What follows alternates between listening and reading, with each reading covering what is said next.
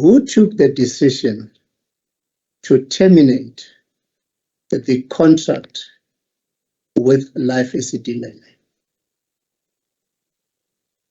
Counsel, I don't have personal knowledge of that. I have been subsequently informed in the course of the MEC inquiry that it was Dr. Selebano who took that decision. But I can confirm in this hearing that it was not the Premier's Budget Committee. State Attorney William Mukari is leading Creecy in her testimony. Creecy was the Gauteng MEC of Finance from May 2014 to 2019. She testified that the Department of Health wanted to reduce their use of Esidimeni beds by 20% to save 50 million rand on their annual budget, but denies that the Premier's Budget Committee took the decision to terminate the Esidimeni contract. My understanding, Counsel, is that the department had taken a decision to reduce their bed usage at Life Esidimeni by 20% per annum. And that they were estimating that if they reduce their bed usage by 20%, they in the 2015-16 financial year, they will save 50 million rand. Creecy says the budget for 2014 for the Gauteng Department of Health was 31.4 billion rand, and there were no cuts to the Health Department's budget for the 2014-2016 financial years. During the years under consideration, there was no decrease in the overall mental health budget. We do see a variation in the amounts allocated to Life Esidimeni and also to the mental health not-for-profit institutions, which would reflect the matters under consideration at this inquest. Former MEC for Health, Gauteng Mahlangu, testified earlier this month that Creecy and former Gauteng Premier David Makhura pushed her department to cut costs and were part of the decision to cut the Life Esidimeni contract and to relocate the 3,000 patients. The inquiry continues. All right, let's bring in SABC News senior reporter Nozintombi Miya. She has been following the proceedings at the inquest into the Life Esidimeni crisis at the High Court in Pretoria, where former Gauteng MEC for Finance Barbara Creecy has been giving her testimony. Well, very good afternoon to you. Thanks for joining us here on the SABC after a very illustrious week, I must say.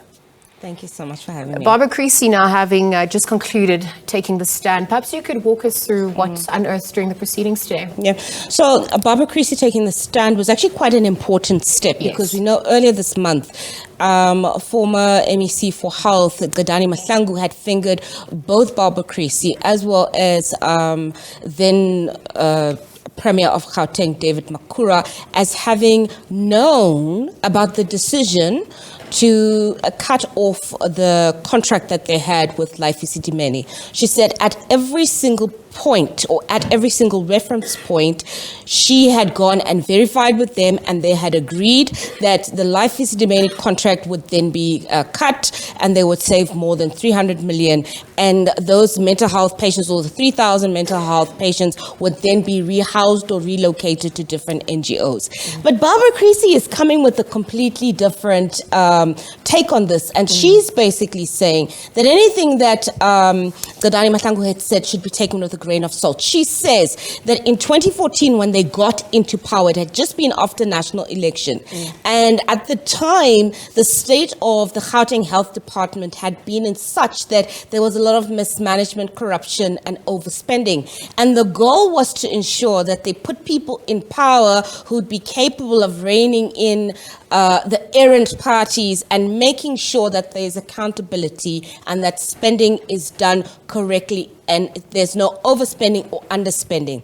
And she said that the Minister of Finance had said that as a nation, we would be working towards cutting costs. Yes. And she said that at the Premier's Budget Committee in that year of 2014, they'd explained to the different department heads of the different departments in the province that they would be cutting costs. So at places that are non-essential, where there's overspending, they would be cutting costs. And she said that she was clear and emphatic to each and every single one of those MECs that they should not cut costs where it would impact on the quality of life of the people. So let me ask you this. Was there then pressure on terminating the Life Esidimeni contract itself?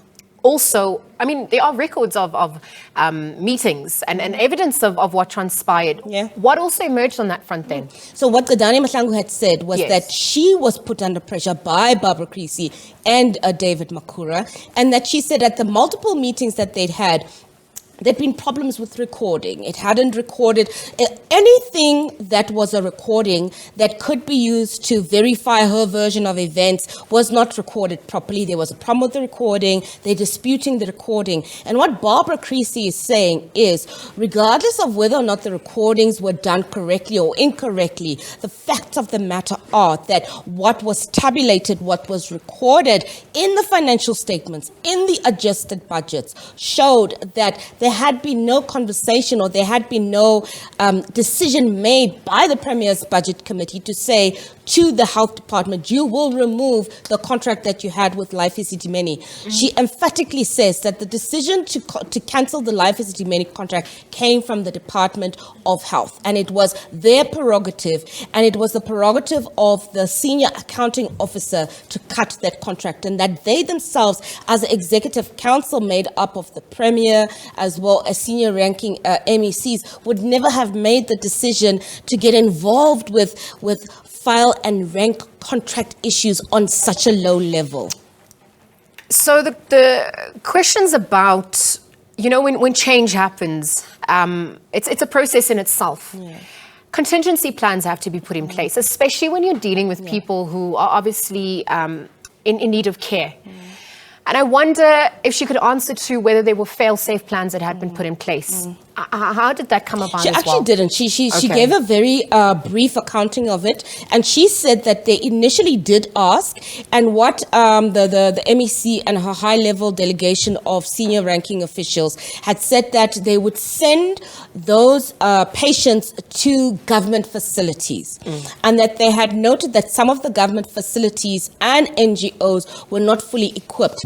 And that talks to the failure of government, regardless of whether or not at the end of the day, Gadani Mahlangu will be held responsible or not held responsible, ultimately as the MEC of Health.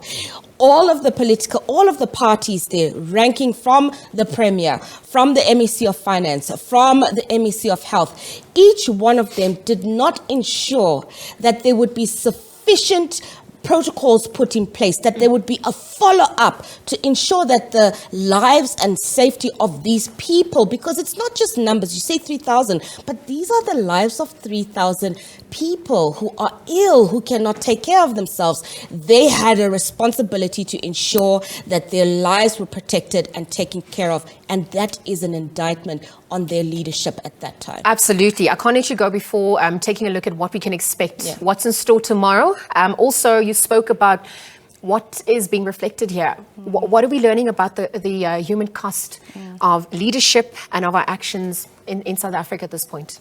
You know, former Chief Justice Dikgang Moseneke in the commission wrapping up said that each party failed to ensure that they followed the protocols of the Constitution, and they violated the constitutional rights of each one of those 3,000 Life Esidimeni patients, and that is something that they will all have to live with. They've all apologized to the families, but it's after the fact. So we're waiting to hear from the former Premier of Gauteng, David Makura, tomorrow, and he will be able to give us a clear picture of what his role was and whether or not he did put pressure on Gadani and her department to cancel the contract and just not put in sufficient fail-safes for those families. Justice delayed is justice denied. Certainly. So we're obviously waiting to hear what comes from there. It's going to be another big day. But thank you for joining us here on the SABC again after this week, and let's see what else we have in store. Nozintombi Miya has been tracking the proceedings at the inquest into the Life Esidimeni crisis. It was happening at the High Court in Pretoria.